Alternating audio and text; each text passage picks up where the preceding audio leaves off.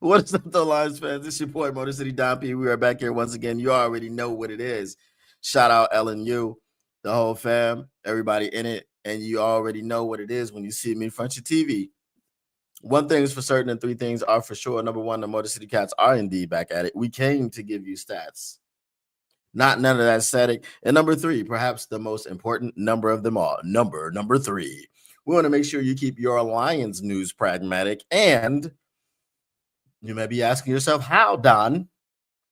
Or you asking me, not yourself, because I'm Don P. How, Don? How, Mr. P, does one keep their Lions news pragmatic? Well, it's very simple. I'm glad you asked, and I will tell you how to do just that.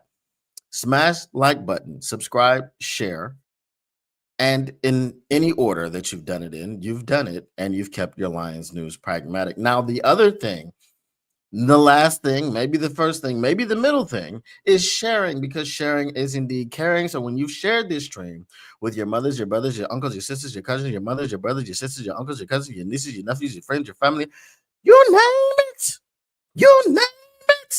you have indeed cared about those people. We got some things that we got to get into today. What up, though, everybody in the chat? What up, though, Tactical Sport, and others that will be coming along? Listen, man,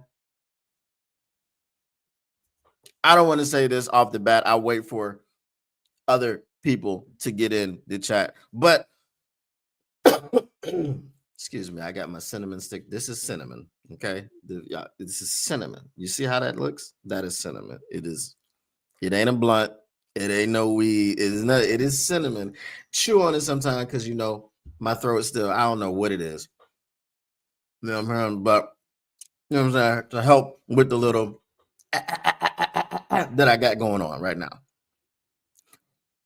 Bro, I need more subscribers. If you are not a subscriber to Motor City Cats on YouTube, you need to subscribe.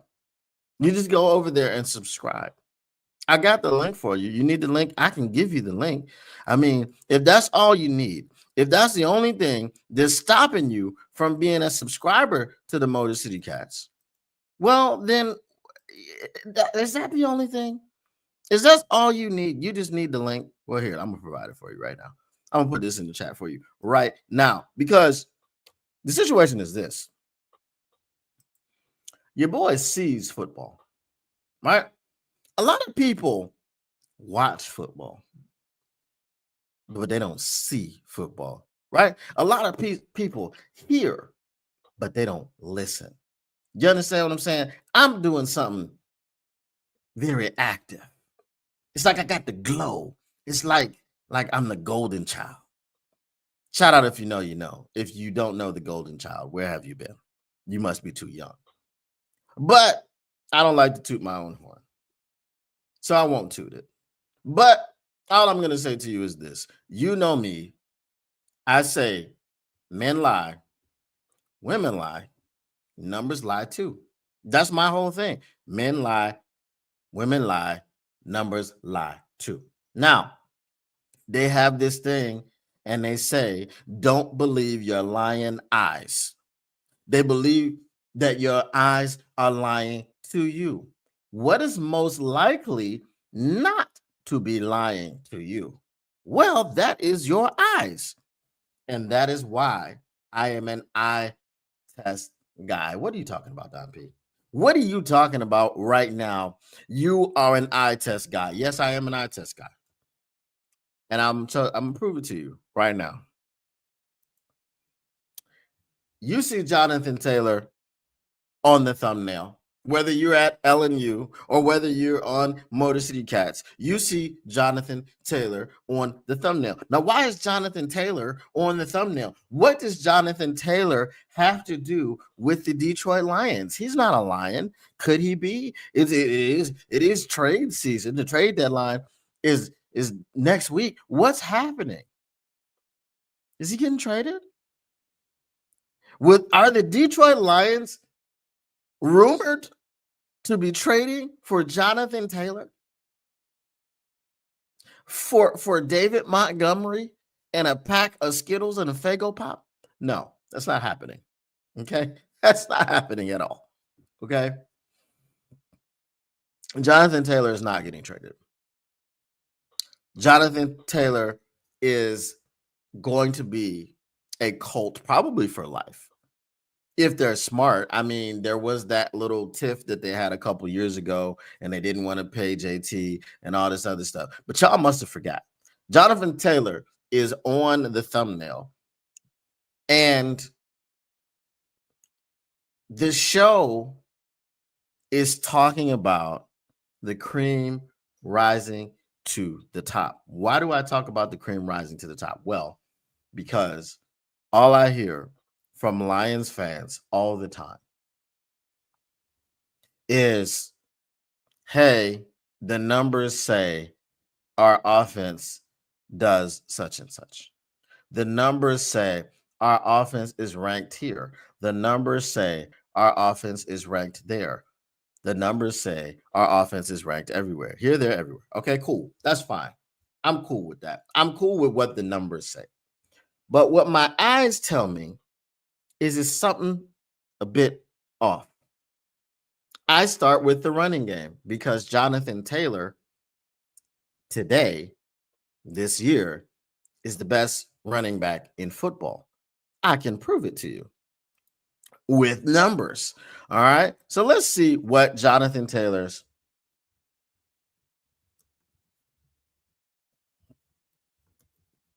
current stats are.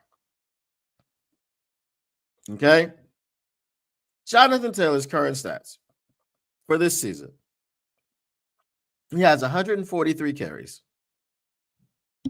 He had 850 yards. He has 12 touchdowns. That is 5.9 yards per carry. Jonathan Taylor this year hasn't scored touchdowns in every game. No, he hasn't. Because what he does is he scores multiple touchdowns in the games that he scored. And 4 times this year, he scored 3 touchdowns. That gives you 12. 4 times 3 is 12. So that means that in the 7 games that they played, have they played 7 or have they played 8? Hold on. Let me see here. 8. Okay. They play 8 games. So that means he scores every other game. And he doesn't just score 1 touchdown every other game. He scores 3 touchdowns every other game. Are you following me? Because while we may have the best tandem of running backs in the NFL, the best running back resides in Indianapolis right now. And this is not to poo-poo the Lions, because the Lions have phenomenal players. They have a phenomenal team. They have phenomenal offense. I'm not poo-pooing my team. All I'm doing is pointing out to you with your numbers, because a lot of people like to use numbers to disprove the eye test. And a lot of people use numbers alone without the eye test. But I can prove to you that the eye test always supports the numbers. The numbers don't always support the eye test. You see how that is, right? You see how that is? It's just like the old saying when we get into geometry, that every rectangle is a square, but not every square is a rectangle. Do you understand what I'm saying? Every rectangle is a square, but not every square is a rectangle. Right? Every isosceles is a triangle, but not every triangle is an isosceles. Can I get an amen? Do y'all understand what I'm saying to you right now?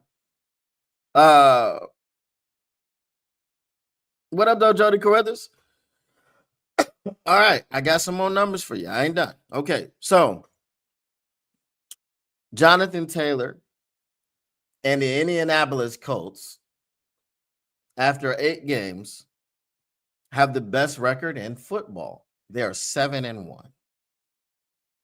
They are 7-1. And you might be like, Well, their division sucks and they haven't played anybody. Okay, that's cool.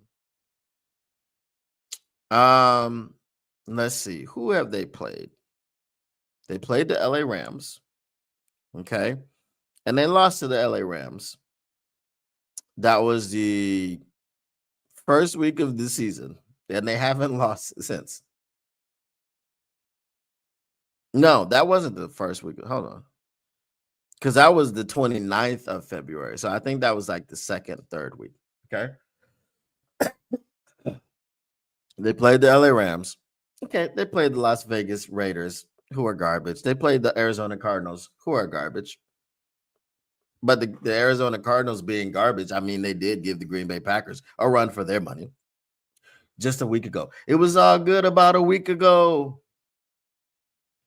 Shout out if you know, you know. Mitch caught a body about a week ago. Okay, anyway. Prime snitch material right there. Then they played the Los Angeles Chargers. It's a good team, right? Los Angeles Chargers a good team. They played the Tennessee Titans, who are not great. Okay? Who are not great.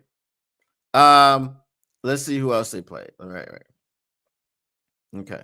So they played the Miami Dolphins, which was a drubbing, 33-8.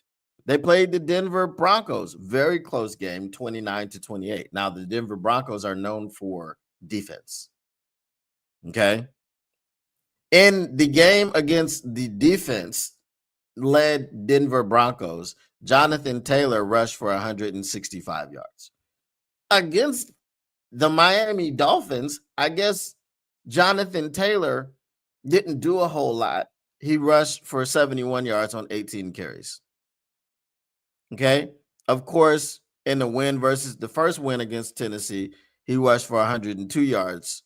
And in this particular win against Tennessee, he rushed for 153 yards. Okay. So there are some good wins in there, and there are some not so good opponents. Well, the Detroit Lions went like this. We lost to the Green Bay Packers. We beat the Baltimore Ravens, who I'm sorry. We lost to the Green. I'm gonna do it in order. We lost to the Green Bay Packers. Then we played the Bears. And the Bears at the time, we put 52 on them. Then we played the Baltimore Ravens. And we didn't know it was a precursor to the Baltimore Ravens being trash, but they weren't trash at the time. Okay. So that was 2 quality opponents out of 3 games. Okay. Then we played the Cleveland Browns, and the Cleveland Browns at the time had the #1 overall defense in the league. Okay. We beat them. Then we played the Cincinnati Bengals. We beat them. Then we played the Kansas City Chiefs and the refs, and we couldn't overcome them. And we had the worst showing offensively since week 1 when we played the Green Bay Packers. Okay. Then we had the Buccaneers, and we beat them, and we showed out a little bit on offense with Jahmyr Gibbs. And we know how that went. Okay. So the only reason that I'm telling you this is the cream rising to the top. The Detroit Lions are 20th in third down efficiency. They're 20th in third down efficiency. We're not doing well. I told you guys the stat the last time about us being 0-20 in third and 10 plus. If it's 10 yards for third down, we cannot right now, because we haven't done it, and all the 20 opportunities that we've had to do it, we cannot convert a third down on 3rd and 20. It is literally impossible right now. We've had 20 cracks at it. We've had 0 success. Okay. Now, if we want to talk about the jumbo formations that we used to run all last year, and I'm just talking about the running game right now. If we want to talk about the jumbo formations that we ran all last year, maybe the health of Taylor Decker does have something to do with that, because we are way down the totem pole in the amount of times that we run the jumbo formation, because we don't have maybe the flexibility to have Dan Skipper out there along with Taylor Decker. But then you ask yourself the question here: did we intend to run this formation from the beginning of the year? Because from the beginning of the year, guess who wasn't on the active roster? Dan Skipper. Were we going to run that formation with Giovanni Manu? Possibly. But Dan Skipper wasn't part of the equation from week number 1. When we came out of training camp, Dan Skipper was on the practice squad. And he did not get elevated until later on in the year. Okay? So this is what I mean by something is a little bit off. Now, there was another thing that happened this week, and I want to know. Hold on one second. Let me refresh this.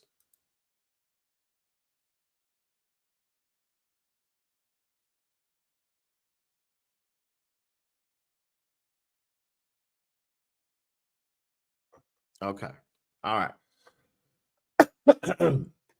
There was something else that happened this week with a bunch of offenses. Okay. There were a lot of blowouts this week. There were a lot of bad games on, which were boring to watch, right? They weren't very competitive at all. It just wasn't what it was. But there were some performances out there. Myles Garrett had 5 sacks.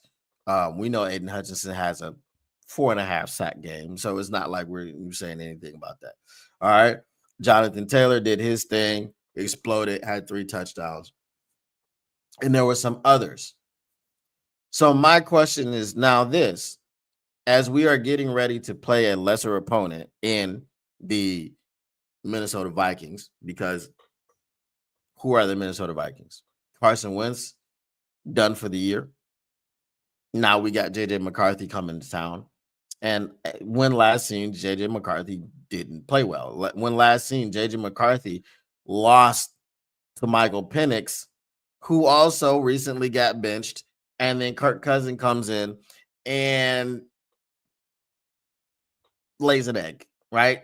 34-10, final score. Miami of all teams. I'm pretty sure that the Atlanta Falcons looked at the Miami Dolphins as a win on their schedule. It's just a win. That's going to happen. And then they get blown out, right? So I say that to say JJ McCarthy looked horrible against the Atlanta Falcons. Now, the Atlanta Falcons at the time were competing for the number 1 overall defense with the Cleveland Browns. Okay. But I'm not sure that they're doing that now after giving up 34 points.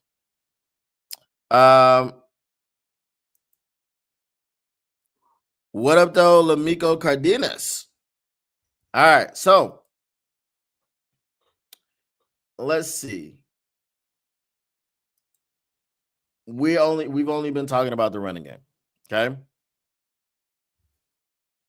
So there are some other things going on in here. Let's see what it was. I wanted to check this one out. Okay.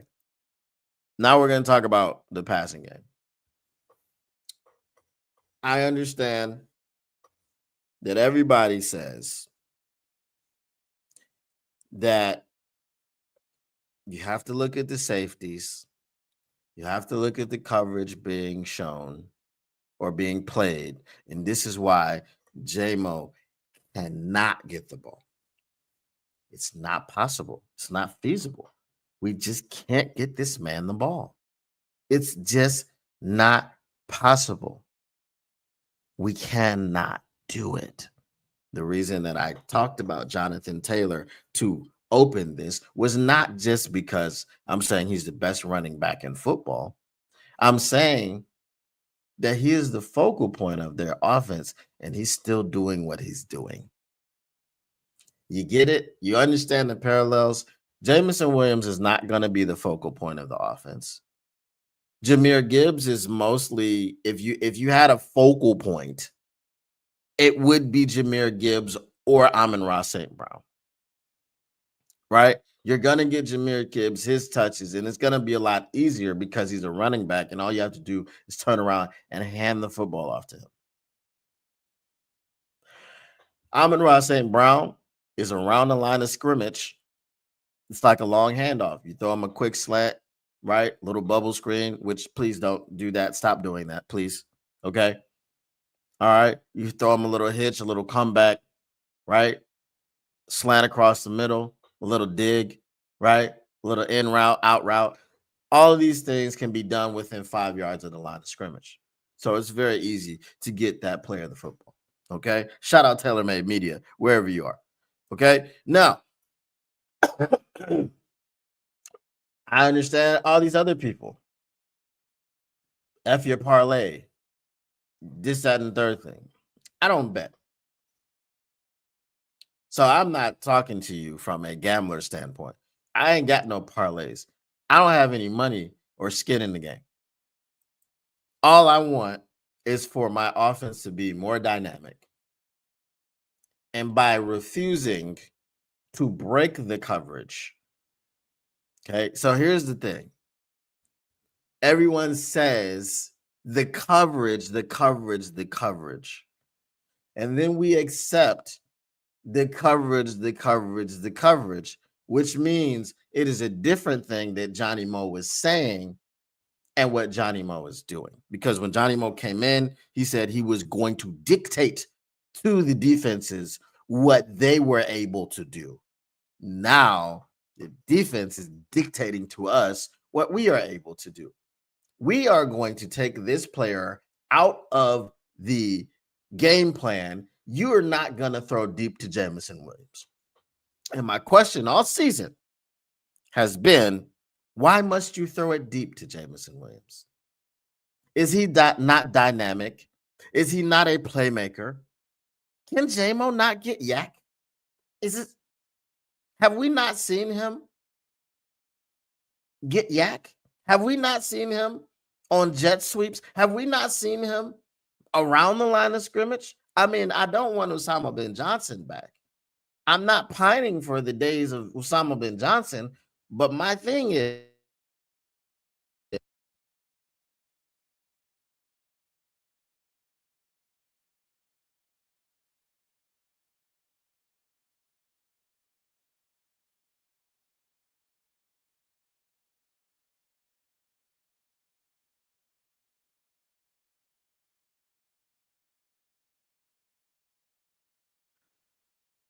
okay, I don't know what happened to the mic. All right.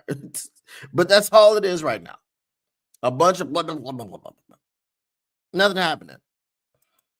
But if not for the Lions not having a mobile QB, this is a non-discussion.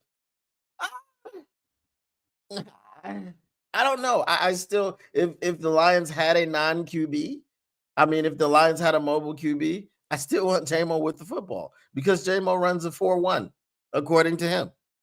Okay? Whether it's a 4-1-9, a 4-1-7, whatever it is, guess what he runs?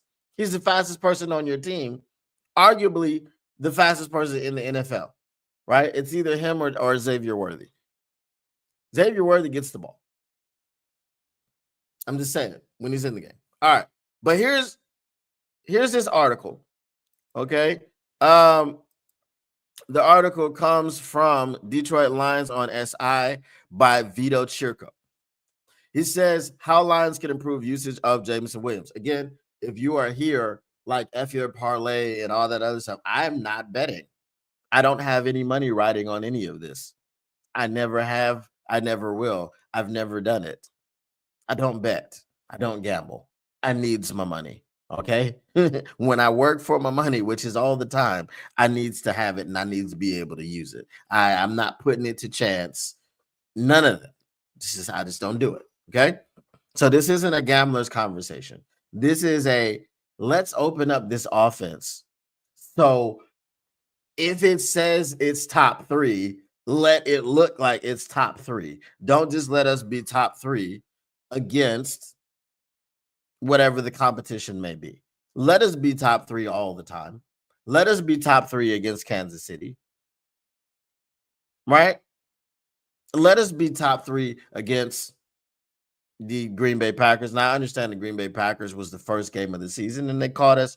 We got rookies on the offensive line. They got to gel. We don't have Frank Ragnow. I get it. There's a lot of things that we don't have,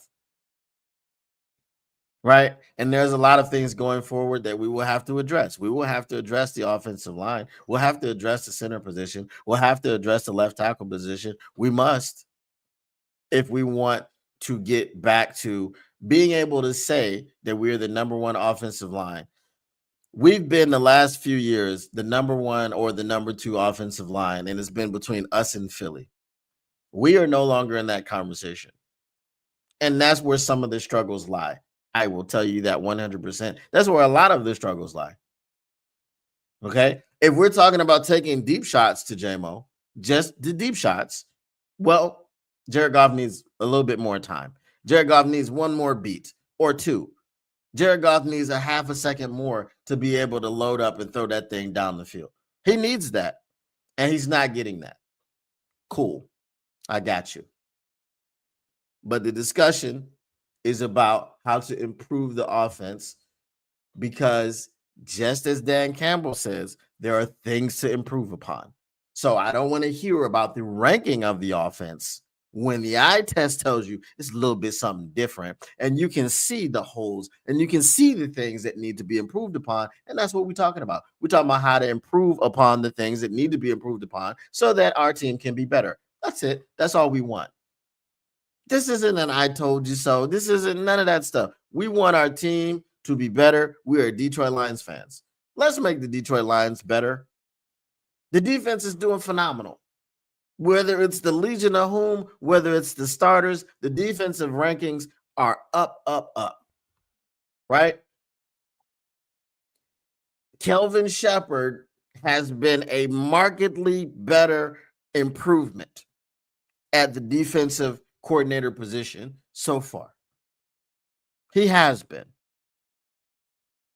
You know, his philosophies, the way he looks at the defense. I told y'all in the offseason that he was going to look at the defense, linebackers out, right? And when you look at the defense, linebackers up, linebackers back. You got linebackers, defensive line, you got linebackers, secondary. You're right in the middle. Linebackers are often the middle linebacker, the green dot guy, Jack Campbell, quarterback of the defense. Some defenses do it with safeties, but quarterback of the defense is generally going to be your middle linebacker. That's why they have the green dot. And also, our linebackers call their own blitzes. They have autonomy. They can check in and check out of certain plays.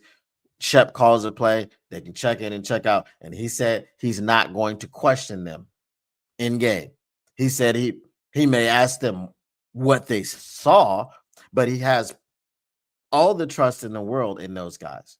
Jack Campbell, Alex Anzalone, Derek Barnes. So when they get together and they communicate, hey, check this, blitz this, do that. This is the down and distance. This is the situation. And they recognize that. He trusts it. He empowers his players. Cool.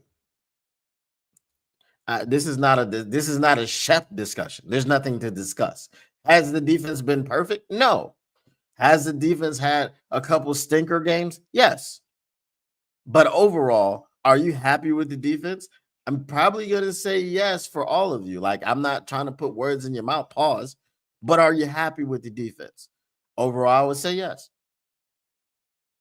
Right? Are you happy with the offense? The numbers say you should be, right? And I'm not telling you that the offense is particularly struggling or that the offense sucks or whatever the case may be. I'm just saying, when you say it's top 3, does your running game look like the Indianapolis Colts, who have the number 1 offense in the league right now? Does your running game look that way? I'm just asking you the question. Just what does it look like? Use your eyes.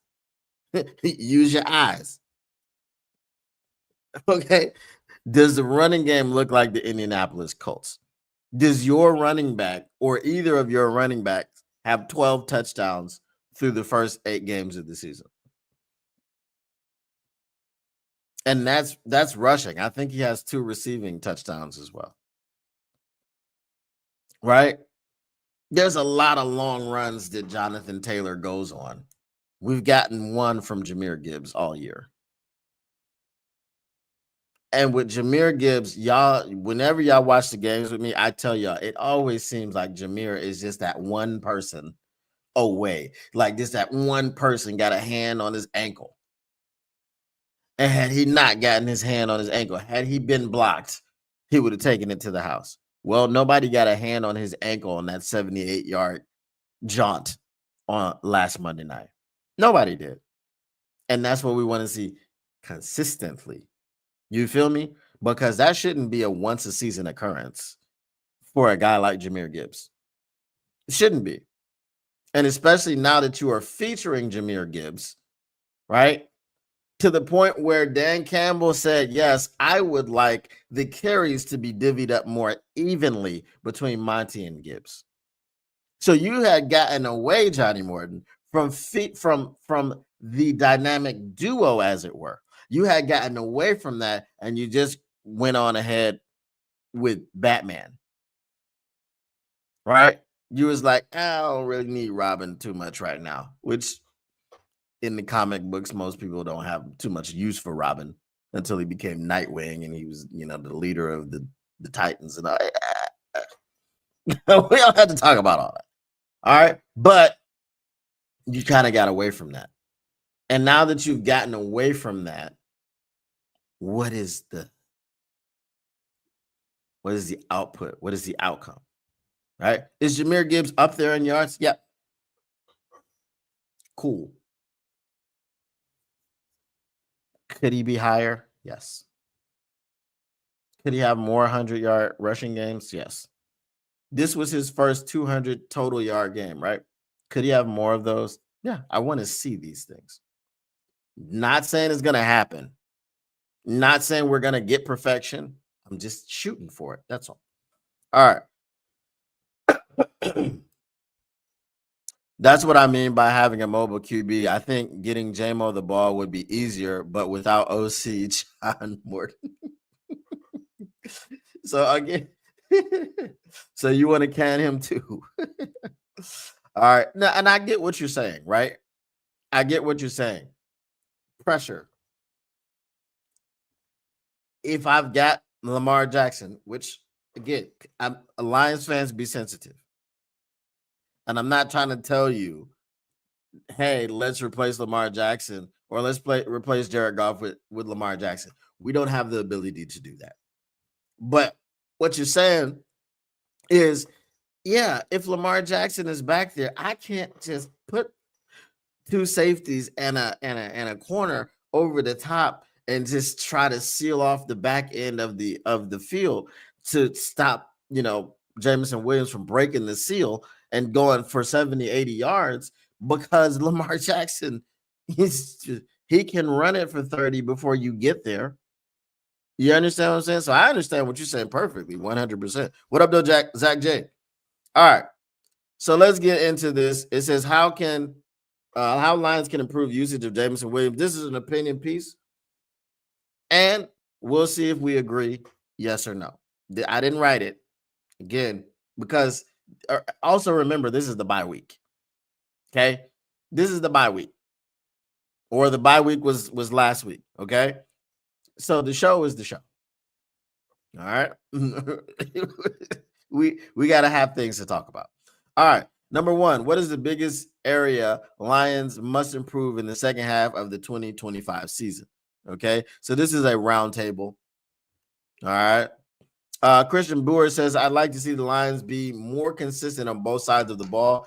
Defensively, Kelvin Shepard has been excellent as a coordinator, but the group is still working on starting faster. In doing so, the Lions could experience even more success. I can't agree with that fully. What I can agree with And I don't I'm not disagreeing with what he's saying, but what I'm saying is it's not scheme related so much so as it's personnel related. We just played a game, and it was one of our most dominant games. We just played a game with no starters in the secondary. Most of it due to injury, one of it due to suspension. So having everyone intact and everyone there and everyone able to gel together. We just got Elaine McNeil back. We're going to get Malcolm Rodriguez back at practice. Dan Campbell's talking about starting his clock at practice. He said that last week as well, right? Um, they're talking about, again, I don't like mentioning this guy, but they're talking about getting Ahmed Hassanin back maybe week 10. And again, Ahmed was a 6th-round rookie project.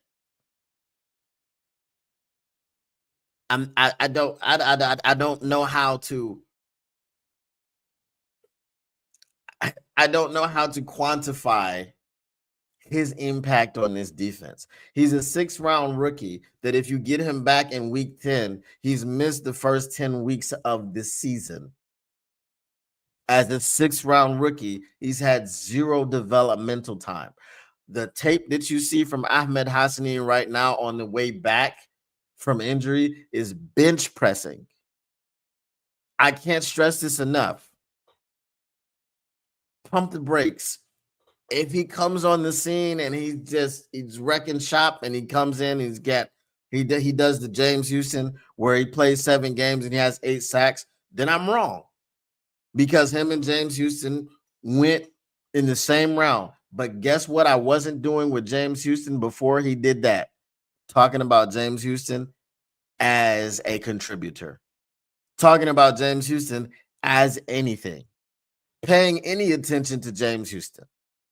Now, maybe history will repeat itself, and maybe I should be more prone to saying, well, we did it with James Houston. No, I'm not, because it is another player. It is a different player. It's a different body. It's a different dude. So I just want to see it for myself. Okay? If I see it for myself, if he shows me for myself, then I will be the first one to say, hey, man, I was wrong. I was wrong. Because I'm not going to sit up here and gaslight you and tell you, no, I never said that. I was on the Ahmed Hassanin bandwagon from day one. No, I have never been. He's a 6th-round rookie. He was drafted in the 6th round. There must be a reason that happened. But also, Tom Brady was drafted in the 6th round. And there must have been a reason that happened too. But he turned out to be the greatest quarterback of all time. Will Ahmed Hassanin turn out to be the greatest pass rusher of all time? Probably not.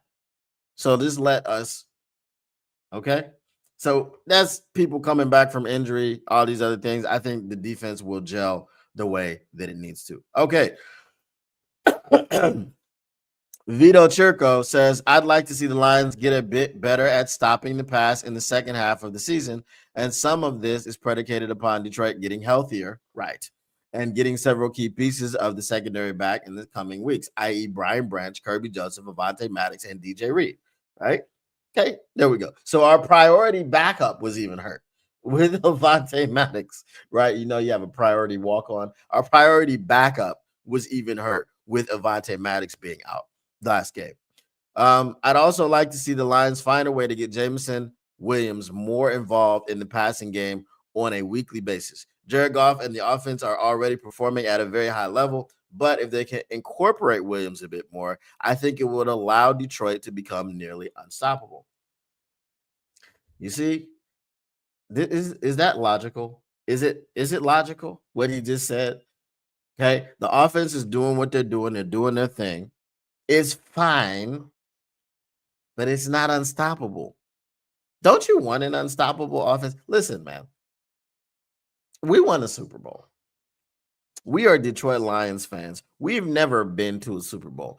Any help that we can get means it makes our path to the Super Bowl easier. If we can get Jameson Williams going, and blow the top up off the defense and literally have defensive coordinators having nightmares, which is what we thought would happen, then that would improve our chances of getting to and winning a Super Bowl. Here's me as a defensive coordinator right now. Hey man, how do you stop Jameson Williams? You just put a couple safeties over the top and they won't throw the ball to him. Oh, okay. Is that the game plan? Yeah, we're just gonna do that. Right? Here's me as a defensive coordinator, how we want it to be. How you gonna stop Jameson Williams? Man, I mean, they just get him the ball in so many ways. He's all over the field. It's just I'm not gonna be able to sleep all week. I'm not gonna be able to sleep all week. So then when we get to the game and we're calling the game, I'm gonna be falling asleep on the sidelines. I'm just not gonna be able to do it.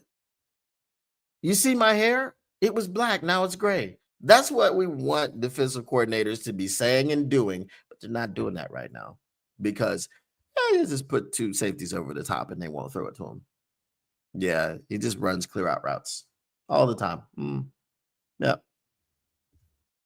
Yeah, I mean, it's been what? It's been 7 games for them and he's only got 20 targets. Yeah, just you know. That's what's happening right now. All right, let me get to some of y'all. Um, I'm afraid of this.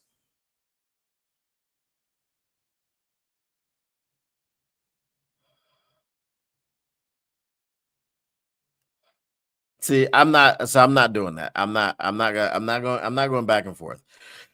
I've already said what we're doing here. So I'm not gonna do it. I'm not gonna repeat myself. All right. Who are you excited to see return in the second half? Christian Boer says, I'm really excited to see DJ Reed get back into the action whenever he's able to return to the field. I thought he was really solid for the defense prior to his injury and would be a nice return for Detroit's defense. Granted, the Lions may do against the Buccaneers with a host of unsung heroes, but at some point, Reed will need to be back and at his best. Chirco, it's easy to say DJ Reed and the various defensive backs that are currently out due to injury. However, I'm going to say edge Marcus Davenport. Oh my God.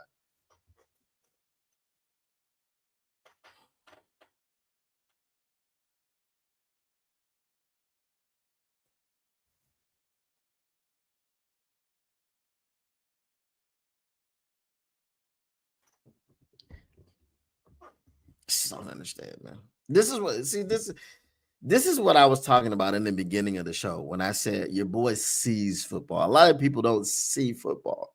They just watch football.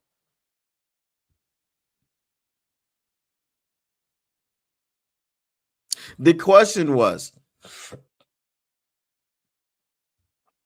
who are you excited to see return in the second half? Why would you be excited to see Marcus Davenport return when Marcus Davenport has shown you that he can only play 2 games at a time? What's the excitement? My excitement for Marcus Davenport is to hold him out until the NFC Championship game and the Super Bowl because he can help you in the NFC Championship game. He can help you in the Super Bowl and undoubtedly will be injured by the time the Super Bowl is finished. Why do we keep doing this? Why? I just don't understand. Why with Marcus Davenport? What is it? Does he have pictures? Were you doing something, Vito Chirco, that you had no business doing and he caught you on camera? What is it with the people who are excited about Marcus Davenport? What is there to be excited about? Please tell me. If you are one of those people, please come in the chat and tell me what the level of excitement is for Marcus Davenport. Why is it a thing? I really don't know, and I can't understand. Zach J says my excitement for Davenport is when he's off the team in the books next year. Right? I mean, I wish you well. I wish you well. You are a human being, and I hope you can go continue your career somewhere else.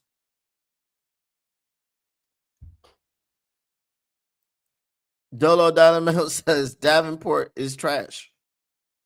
I don't even think he's trash. He's a good player, but he can't play.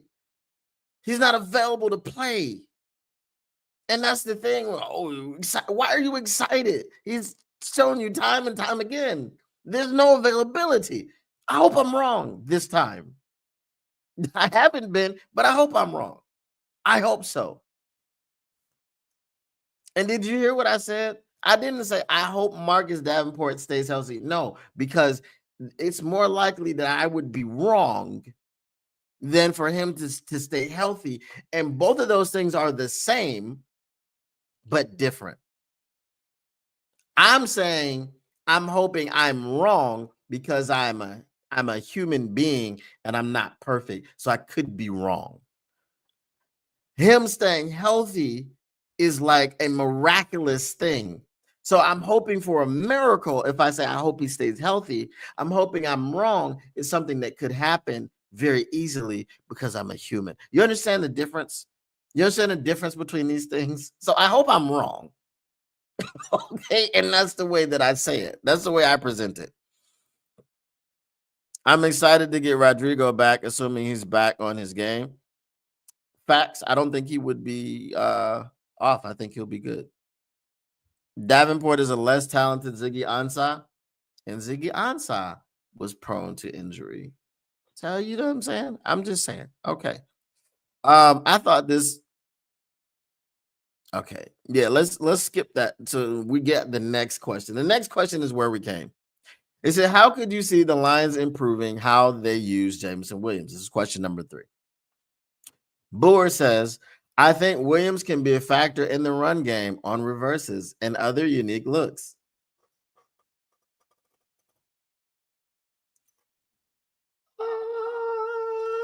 It's like a light came down.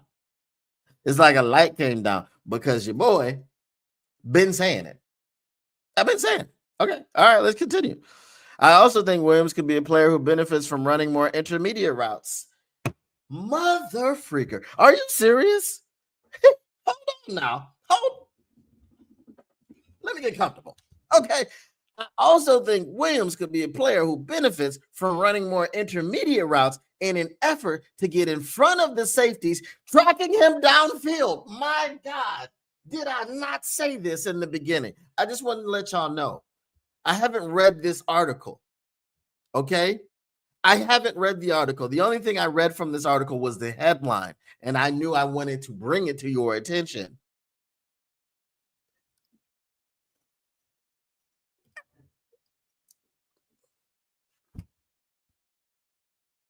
I'm showing you my eyes because these are the eyes of someone who sees football.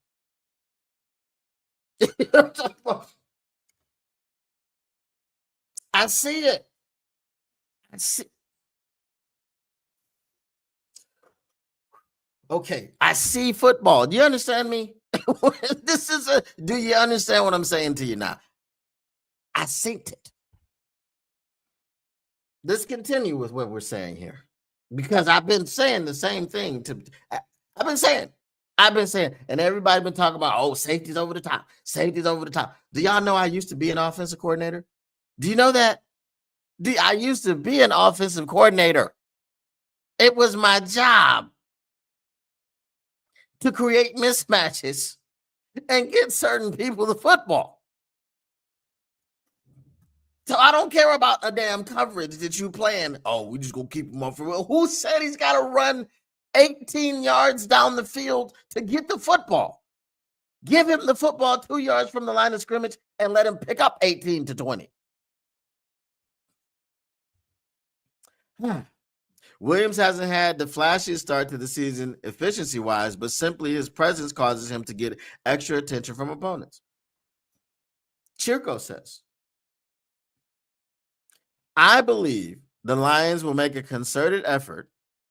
It says concerned, but it should be concerted. That's the correct word, journalists. Okay. To get Williams more involved early and often. starting in week 9 versus the Vikings. I also would like to see offensive coordinator Johnny Morton give the fourth-year pro more downfield chances, especially on play action passes. Okay. Now, this I can't agree with because this runs into the problem that we're talking about. I don't know Vito. I don't know his background, but I don't know if he sees football. I don't think he sees it like your boy. Okay, because this is in direct contrast to what Christian Boer was saying. Oh, the problem is we don't throw the ball to him downfield enough. Now I'll read the next question just so we can understand why this is a problem. Okay. It says Williams hasn't consistently stuffed the stat sheet thus far this season, yet he's still a superbly gifted athlete, equipped with elite speed and game-changing after the catch ability. Yards after the catch. Yak. Okay. Now the onus will be on Morton to make him a more active member of Detroit's weekly offensive game plan. Okay. Now, the next question, which is why I don't particularly agree with his assessment about going down the field, especially on play action, with those two safeties over the top and the cornerback tracking him sometimes, right? It's usually two people, sometimes it's three people that are tasked with keeping Jameson Williams from breaking the seal and going 70, 80 yards down the field for a touchdown. Okay. The next question is this. How concerned are you about the offensive line? That's the problem. Boer says, I think the offensive line is a work in progress, and the learning curve it takes to get a player acclimated cannot be overstated. Tate Ratledge and Christian Mahogany continue to learn on the fly after being thrust into starter opportunities, and I think the group will be playing its best ball by the time the regular season begins. I think you meant the postseason. You got to be more careful. You got to edit. You got to proofread. All right. At this present juncture, I'm not as worried as some. This is Chirko. As long as Tate Ratledge and Christian Mahogany keep developing, I think the line will be good enough. However, I am concerned a bit about the health of Taylor Decker. I feel like he's going to have a tough time holding up until the end of the season. And if he goes down at left tackle for a significant period of time, it will greatly decrease the line's chances of making a deep run this postseason. This is why we don't take the deep shots. You just disproved your own opinion about how we should get Jameson Williams into the offense. All right, let's go to what y'all got. Zach J says, I agree with the intermediate routes, but lately teams have been blowing up the reverses with JMO. And you know why they've been blowing up the reverses with JMO? It's because when he's down there, you know what he's down there for. And again, if you're stacking the box to stop the run, which you can't really do, but they sometimes are running against 8-man boxes. Rarely. Okay. Now, are the Minnesota Vikings the team to run reverses against? No. Unless you back them off, because they blitz a lot, even though Brian Flores has probably been doing less blitzing this year than years prior. And also, because he's been developed, I'm going to say something. I haven't said this before, but I just had this thought. Brian Flores can't beat Jared Goff. Brian Flores' blitzing defense that gives so many other quarterbacks problems doesn't work against Jared Goff. And I've said that the defense this season is looking a lot less blitz heavy than it has been. It looks like he's tinkering with his scheme to be more inclusive of everything else. I believe, follow me here, that he's doing this because of Jared Goff. Initially, I said I think he's doing it because he's trying to get a head coaching position, and he wants to show everybody that he can do more than just blitz. But now that I think of it, because this is a divisional opponent, And the division in football is extremely important. It's the most important thing because all you have to do is win and you're in. If you win the division, you are in the playoffs. That is the fastest path. It is the fastest path. It does not matter how many games you won outside or whatever the case may be. It doesn't win your division and you are in the playoffs every single year. And the Vikings can't win the division because they can't beat the Detroit Lions. So Brian Flores tinkering with his defense being not just a blitzing defense is most likely to counteract what the Lions are doing. If we can develop our defense into a more complete defense, and then we can mix up the blitzes, we're not always playing cover zero. We're not always sending the house. We're not always doing this. Yes, we're going to disguise our blitzes and everything, but it's still blitzing. I'm going to disguise my blitz. Maybe I got 2 people coming. Maybe I got 1. Maybe I got 3. Maybe I'm bringing the house. But at the same time, I'm blitzing. Right? So now let me do something a little bit different to try to beat you, because in the entire time that I've been here, I don't beat you. I think Brian Flores, and I think they've beaten us once since he got here. Maybe. I think it's once. So just think about that. That makes sense, right? Because what did I say? I see it. I see football. All right. So do I believe that the Vikings are the team that you should be running reverses against with J-Mo? No, but those intermediate routes, hell, short to intermediate routes. Line him up in the slot and let him run a slant and see what happens. Again, you got to see football to understand why running him on clear out routes and running him on deep routes, it turns into a clear out because, 2 safeties followed him in a corner. That's awesome, right? What you should do, since that works so well, is you should do that on every 3rd down, because it'll take the top off the defense and you've got 3 people out of the pattern who could be covering someone else. So you've got to have someone else open on 3rd and 10 plus. That's why we're so efficient. Oh, wait. 0 and 20 on 0 and 10 on 3rd and 10 plus. 20th in 3rd down efficiency throughout the entire league. Something's not working. Why do I talk about 3rd down? Because 3rd down is the precursor to 4th down. And if you're not getting it on 3rd and 10 plus, and you only got 3 yards, and now it's 4th and 7, guess what you're not doing on 4th down? Going for it. You're punting. Didn't punt a whole lot last year. Right? Remember they did the highlight reel for Jack Fox, and it included him warming up, it included him laughing and joking on the bench, it included him wearing a hat, not a helmet, because Jack Fox didn't do too much last year. Remember when Caleb Williams texted his punter and they drafted him like, yeah, you're not going to punt too much this year. Yeah, that didn't happen in Chicago, but it did happen in Detroit. The punter really wasn't doing too much. All right.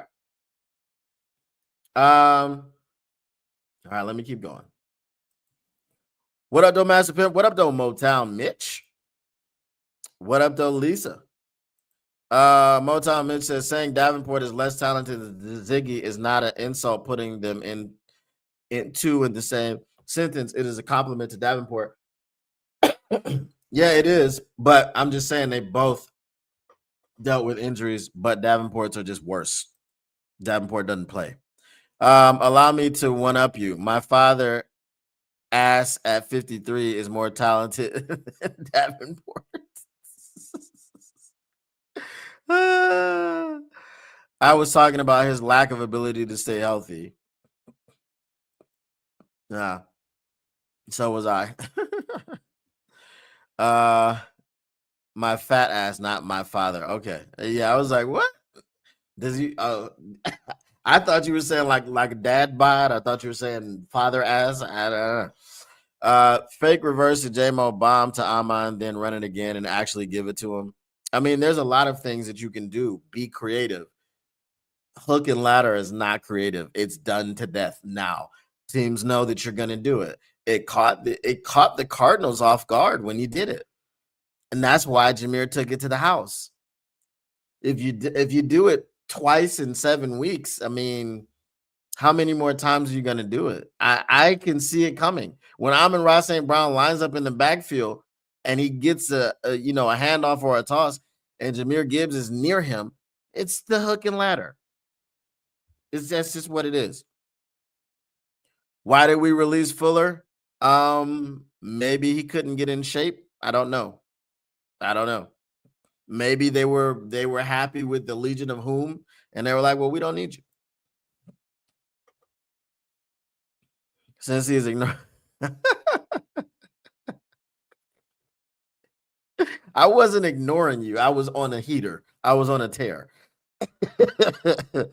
Going back to who I'm excited to see in the second half, I'm excited to see Ratledge and his continual growth on defense. I'm excited about Aleem. I can get with that. I can get with that. Most of Jack Fox highlights were great holds. Right. For Jake Bates. Oh no, I feel bad about my stupid bitch J-Bo quote. I would like to see more delayed handoffs.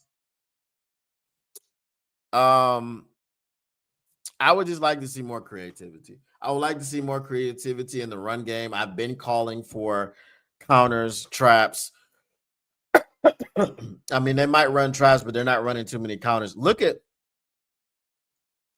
again, Pittsburgh defense is not what it once was. After this show, I will put up my NFC North report for the Green Bay Packers so you can see what I thought about that game. But there were two drives in a row where the Green Bay Packers just ran this counter with Josh Jacobs that went for, I think, did it go for a touchdown or just went for a big game? He started inside, and the Pittsburgh Steelers, for some reason, didn't set the edge. They all flowed down inside, and then he took a counter step and hit it on the edge, and there was nobody there. If you're getting that with Jahmyr Gibbs, that's a touchdown every single time. Okay. They did it with Emmanuel Wilson. This was like back to back, and they fell for it both times. So this is what I mean. Like, just lining up and running the ball straight forward. This is the same. This is the same complaint that Michigan fans have about Sharon Moore and his offense. Sharon Moore's offense is terrible, and every big play is a run. Every big play is a run, whether it's up the middle or off tackle. Justice Haynes breaking a big ass run, Jordan Marshall breaking a big ass run. Those are the big plays for Michigan's offense. We're not in 1975. You've got to have more balance in your offense. You have to be able to throw the ball down the field. This is what Woody Johnson just got finished talking about with Justin Fields. He's like, we can't complete a forward pass, right? You can't. If you can't complete a forward pass, you can't win. Okay.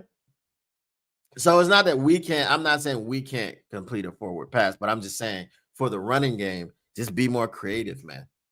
Be more creative. I mean, I've seen glimpses of creativity. Remember, we saw the full house backfield with David Montgomery, Sam Laporta, and Jahmyr Gibbs in the backfield, right? I used to have a formation called Castle or Fortress. I think it was Fortress, and it was predicated upon the full house situation. With so many options in the backfield, what can you do off of something like that? I mean, you know how many double handoffs, fake reverses, quick reverses, quick jet sweeps. I mean, there's a lot of stuff that you can do off of that. We saw this. We saw the far eye formation, similar situation. There's a lot of things that you could do off of that, but you just keep. You don't do it often enough. You don't do it often enough. So that's the issue. And as I said from last game, if you take Jahmyr Gibbs' run away, the 78-yarder, and I don't ever take away runs. You can't take away runs. This was the Saquon Barkley thing. Saquon Barkley, 2-3 yards in a cloud of dust all game. And then in the fourth quarter, he would break an 80-yarder. Now he's got 5.5 yards per carry for that game. But if you don't break that run, Jahmyr Gibbs has 3.6 yards per carry against the Bucks because we keep running the ball into Vita Vea's stomach. David Montgomery had 1.8 yards per carry versus the Bucks. It's not good enough. It's just not good enough. I don't care what the numbers say, but what these numbers say is 1.8 yards a carry is terrible. And then we have questions like, oh, is Monty slowing down? No, he's not slowing down. He didn't have anywhere to run the football because there was no creativity. Because we just were like, it's like, I feel like Johnny Moe gets into pissing matches. And I understood the pissing match that he got into with Jim Schwartz. I understood that, right? Because Jim Schwartz is kind of a douche. But Jim Schwartz didn't really say anything, right? Johnny Moe provided the bulletin board material by saying, oh, they haven't seen a run game like ours. Well, what is ours? What are we talking about? Like, what was the game plan against Vita Vea? And why did it include ever running the ball straight at him? You understand what I'm saying? This is what I mean. Like, these are the things that in the bye week, I hope and I know Johnny Morton has self-scouted. And the only thing that I hope is that Johnny Morton is not stubborn enough to understand that he needs to change some things and he needs to get the ball rolling. Right? That's all I'm saying. Well, Master Pimp, got to spend some time with the old ball and chain. God bless and have a great day and night, whatever it is for you over there across the pond. All right, Motown Mitch, we will check you later. All right. Brent DeWitt says Wolverines play calling is ridiculous. They need to take the training wheels off of Bryce SMH. The one thing I will say about Bryce is that he needs to develop some touch. Because on those deep balls, I don't see any touch. And I don't know if they're practicing that through. I don't know if he's throwing balls into trash cans down the field. I don't know what he's doing. But it's like when it's a deep ball, it's just like cock back and launch. You know, like, okay, we know you have a big arm, dude, but you got to bring it down some. You got to be able to hit those receivers. Okay. And then when he hits the receivers, they drop it. So I mean, it is what it is. But I mean, multiple times that game, I saw him throw it was like, I'm throwing the ball out of bounds. No, it's a sideline receiver. You throw it to the receiver. Yes, you may have to put it slightly over, right? So that he's the only one that can get it. And if he doesn't get it, it just goes out of bounds. But when you're throwing it over their head 5 yards, no one was catching it. So, yeah. I do feel like the training wheels are there, but I also feel like he's not being put in the positions to use his athleticism effectively because he also doesn't have a whole lot of protection. That's one thing. So remember, they're rebuilding the offensive line. I mean, how many players on the offensive line did they lose to the draft? You know what I mean? Johnny Moe said, run it straight at Vita. They will never see it coming and then do it 100 more times. Facts. All right. You know what we do on this show, boy. We flow, boy. But before we flow, boy, we go mailbag. What you gonna do? What you gonna do when they read in you? Mailbag. Next. Mailbag. Get your mailbag questions in. Get them in. Bask in it. Oh my goodness. I don't know what it is. I don't know what it is.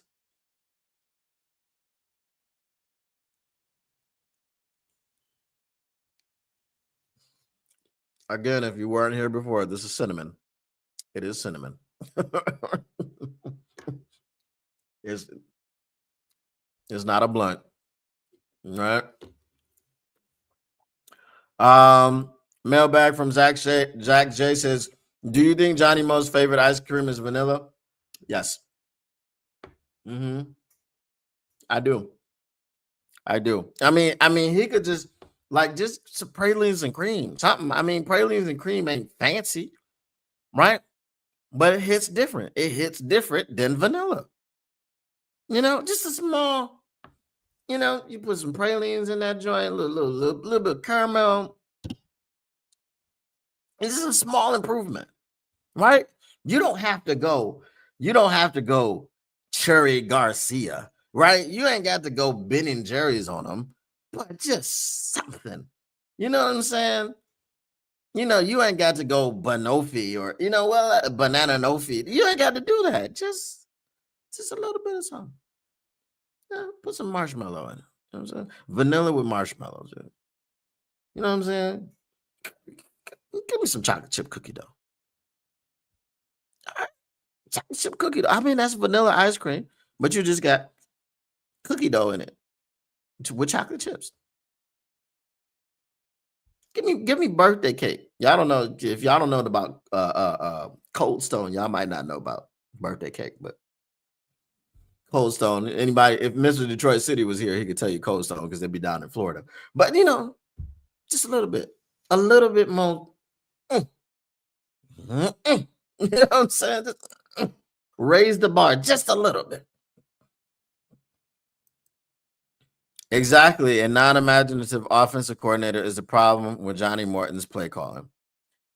You know, and I'll get killed for harping on, and you know, there's a lot of people that don't think Johnny Mo is the problem, but when your only trick play is to run the hook and lateral a million times a year, I don't understand. You know what I'm saying? Because we're gonna do the trick plays. The trick plays that I have seen. Oh, hold on. I gotta change that because I just haven't done it. I have a few more things. Oh my god! Hold on.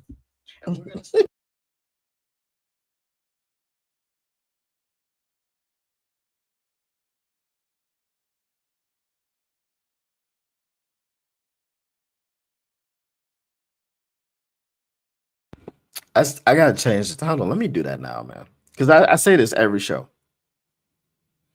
Well, I can't change it because hold on a second. Hold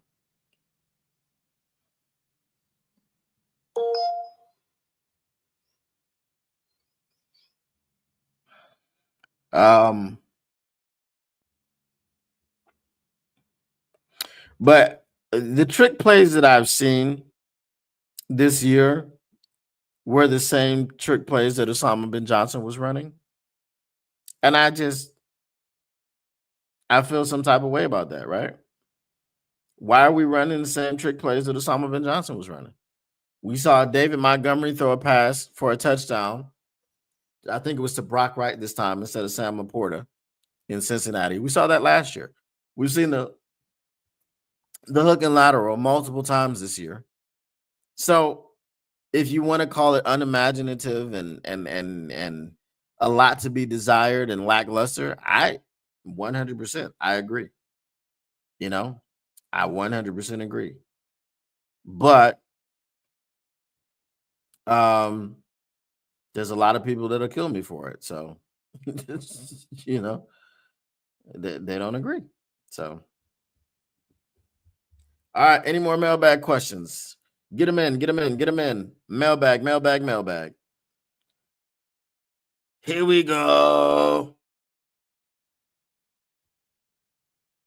Did anybody watch that Packers game? I mean, did you feel gross having to root for Karen? I felt particularly gross. I didn't like doing it. But, The Packers are currently the number one seed in the NFC. It's not gonna last. I'm sorry. The Packers are fugazi. They're fraudulent. They're just not. They're not those guys. You know what I'm saying? Um, Not exactly a question, but too bad Glenn didn't take a head coaching job last year. Well, I mean, was the Jets job? I mean, the Jets job was really what he wanted. I mean, what Aaron Glenn is trying to do in New York is the same thing that Dan Campbell did here. It follows the playbook. It's the exact same playbook. Dan Campbell is a former member of the Detroit Lions. He was a member of the Detroit Lions when we went 0-16. Dan Campbell comes back to Detroit, talks about this, the people of the city and the city itself, and how we deserve it, and this, that, and the third thing, and we're gonna be, we're gonna bite a kneecap off. We're gonna be gritty. We're gonna be all of this stuff. And then he proceeded to change the culture here, and then to get the right players in here. And now look at us. We are Super Bowl contenders every year. This took 3 years. This is the same thing that Aaron Glenn is trying to do. It is the exact same playbook. He played for the New York Jets. Okay. The New York Jets is a franchise that's always been pretty much the same as the Detroit Lions. They've always sucked. They've always had, bad ownership. The difference is this: it's the same ownership. It's the same owner that was having his son tell him about who he should trade for based off of his Madden, based off of their Madden ratings. That guy's still there. His son is still there. So I don't know what it's gonna look like. And we're talking about, everybody hates the PC culture and all these other things, but you don't. You let me do that. Okay. You let the podcaster come out and say Justin Fields can't complete a forward pass, and we've gone back to 3 yards in a cloud of dust. You let the podcasters do that. The people on YouTube, the people on Apple Podcasts, Spotify, you let us talk about that. You as an owner don't come out and say stuff like that. Just say, hey, yeah, quarterback play has to be better. So we got to figure that out. That's fine. Right? That's fine. But for you to come out and throw the dude under the bus like that, it's just, as the owner of the team, I just don't think you should do that. It doesn't have a great look. You know why it doesn't have a great look? Because other people are watching. Free agents, potential free agents, other NFL players are watching. And when they go,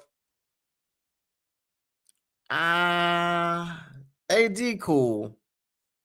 I want to play for AG, but that dude owning the team, I don't know. I don't know if he's changed. Right? And because you don't know if he's changed, the culture probably still the same. And you go, I don't think I want to do that. So that is what that is. All right. Any more mailbag questions? I think we should start, because that they've got the term the ball knower. We should call me the ball seer. I mean, pause. Maybe. Right? So says the ball seer. You know what I'm saying?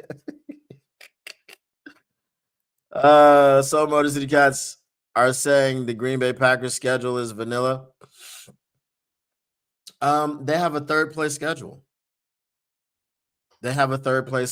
So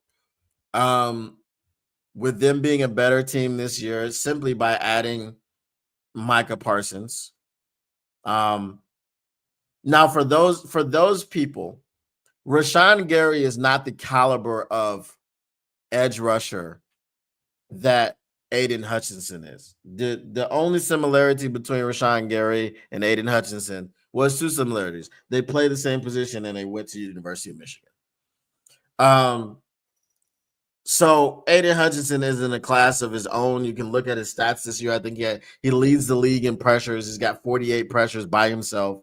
he's like top five and top three, top five in sacks and all this other stuff. We know he's top three. I don't know if Myles Garrett got any strip sacks this week on his 5 sack performance, but I don't know if he did. So I would say without updating and knowing and looking at it offhand going into the week, I think Aiden Hutchinson was leading in strip sacks with like 4 of his 6 are strip sacks.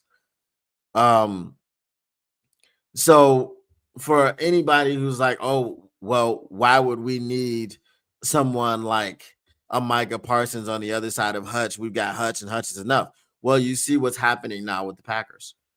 Last night, the Packers got to Aaron Rodgers 3 times. Okay. TJ Watt and Alex Highsmith didn't get to Jordan Love once. They hit him a bunch of times, but they couldn't sack him. Right? TJ Watt is the guy who's second to Aiden Hutchinson in the amount and the percentage that they get chipped, doubled, and tripled. Right? When you send 2-3 people out at them to stop them from getting there, those are the 2 guys in the league right now. Aiden Hutchinson has a much higher percentage at 56%. TJ Watt is at 39%, I believe, or maybe a little bit lower than that. Okay. So that's why we talk about winning one-on-ones. Now, collectively, I think they're top 5 in the league in sacks. They've got 23 sacks. So hopefully we can keep it up. And I believe that it is going to get better with Aleem McNeil being there because Aleem McNeil is your second best pass rusher. But to answer your question, I know I kind of went off the beaten path there. Yes, they have a vanilla schedule. It's a 3rd place schedule. They've made their team better. So they'll no doubt be in the playoffs. Now, are they going to be in the playoffs as a division winner? We hope not, but there's no margin for error for either team because if the Packers lose a game, or let's say they tie another game, right? If they tie another game, they'll have a whole loss, and it'll be the same amount as the Detroit Lions with 2 losses, but they would have 1 less win in the win column. So then the Detroit Lions would then be first in the NFC and the NFC North. So it's going to be one of those types of battles the whole way through. And the schedule, I would not say is daunting at all for the Detroit Lions, as it looked daunting. But I did say that there was a path that they could go 15-2 again. Now, are they not going to lose for the rest of the way? It's possible. It is possible. What other games do we have on the schedule that we could lose? You always could lose a divisional game, but realistically, with the way that these people have been playing, what's your next loss? I don't even want to say the Eagles. The only reason I would say the Eagles is because you're on the road in Philadelphia. That's it. But what is Saquon Barkley doing this year? Are you scared of Jalen Hurts throwing the football? I mean, if you're the Giants, you are. Just don't see it. I don't see it. I'm not trying to be a slappy, but where's the next loss? And I'm not being Rasheed Walker. No Rasheed Walker. I'm not saying we're going undefeated because we've already lost 2 games. But I'm just saying, where's the next loss? Find it for me. Oh, we did that one already. Yep. All right. Brad slow moving ass. Let Rams get McCreary. Which McCreary?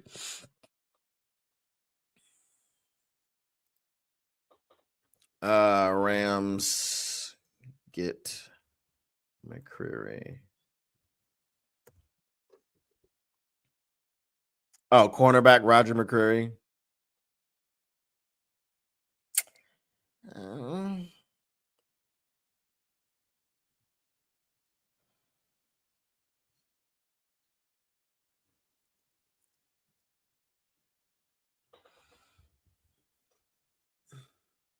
I mean, so I don't if you have to make one trade at the deadline, okay? If you have to make one trade at the deadline, I'm gonna say I'd like it to be an edge rusher because our starters at cornerback, plus the depth that we've shown that we have, I think is good enough. I mean, and we showed you that it was good enough last week against the Bucks. Now they entered the game with Ibuka and Evans, so the only one they were missing as far as the receivers was Chris Godwin. Now Evans left the game, and he may have left the season. We don't know, but um, we don't have an edge rusher rotation. We've got Hutch and AQM, and again, if you saw me crash out about Marcus Davenport earlier, we've got Hutch, we've got AQM. Behind them, we've got Marcus Davenport, who again shouldn't play until the NFC Championship game, assuming that we make the NFC Championship game, right? You've got Ahmed Hassanin, who's not on the team, who's supposed to be back week 10, signed with the Lions, and then play in his first game ever in the NFL. I'm more partial to saying we need an edge rusher, and I think that we can get one of those by the deadline. Do you want both? Well, I'm just looking at the capital that we have. If we're talking about I can get a guy for a fifth and a sixth, yeah, you know, but we ain't got no thirds, so it just depends. If we were to enter a bidding war with any of these teams, we don't have the capital, right? And are you giving up? So I don't know McCurry's contract and all this. I don't know how many years he has left on his deal, but this is like all this type of stuff you gotta factor in.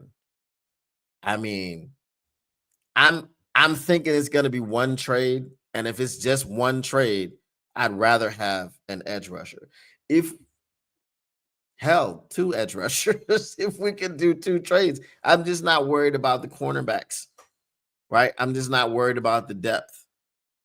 You know what I'm saying? We've got the Legion of Whom, guys. Come on. You know what I'm saying? So I don't know. I don't know.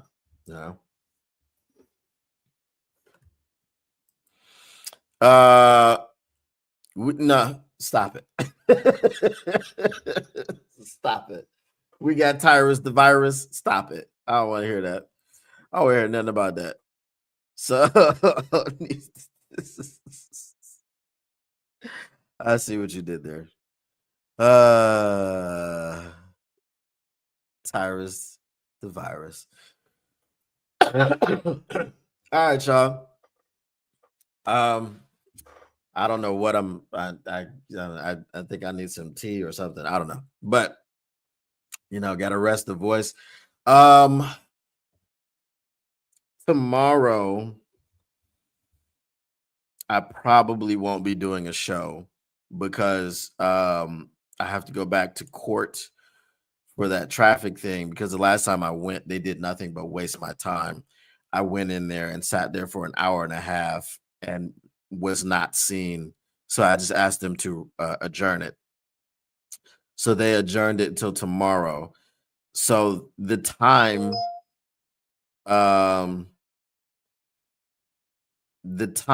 tomorrow will be 6:30 Eastern time, which I would have to appear there. So it's not likely that I'll be done. I probably won't be done until like 8:30. I'll probably be there for at least 2 hours because of just the way that they do their system. So yeah, I'm probably not going to do a show tomorrow. But what I will do is I'll try to release the NFC North report for the Vikings, but y'all have already seen me do the Vikings. So I'll release the one for the Bears. while I'm getting my tea or whatever, I will chop up the one for the Packers and release that one. So yeah, I'll release the one for the Bears tomorrow at the same time as my usual show, and then I'll be back the next day. But it couldn't be helped. They do stupid things. I really shouldn't even be going to court anyway because they've got the evidence and they should have thrown the thing out. But they're dumb and they want to be able to charge me for court costs. So instead of having the evidence and throwing it out, no, I've still got to go there and waste my time. I would rather them just say, okay, look, we're throwing it out. Here's the court fee. Just pay that. And I'd be fine with that. But now you're wasting my time for a second day, and that pisses me off. But it is what it is. You know, it's my fault because I didn't want to just roll over and let them, you know, pause. You know what I mean? They're trying to be on that Diddy stuff, and I'm not with it. So you know, um, yeah, I got it. Who's going to check out Predator Badlands? I am not going to watch that movie. As I said last time I was on stream for a game, all they did was play the trailer of that movie. So now I don't have any desire to see it. It looks terrible. You can tell me about it. I don't give a damn. I don't want to see that movie. That's as I said, that's the risk you run when you're constantly peppering people with the damn trailer over and over and over again. I don't want to see it at all. So that's my answer to that question. All right, y'all. I'm gonna go ahead and get up out of here. Like I said, I need to finish editing that video and make a thumbnail and put it up. And I need to get some tea for the throat. Pause. And so again, I won't be here tomorrow, but I will see you guys. What's tomorrow? Tomorrow's Tuesday. Yeah. So I'll see you guys on Wednesday. All right. Mr. Detroit City, what up, though? How fast? As fast as Johnny Morton can realize he needs to get the ball. That's how fast. All right, y'all. I appreciate you once again for stopping through, hanging out for a conversation. I did not have a drink, so no drinking conversation. You think by halftime-ish? To be honest, well, let's hope. All right, once again, the Motor City Cats are indeed back at it. We came to give you stats, none of that static. Whatever you do, make sure you keep your Lions news pragmatic, and we are out. Peace.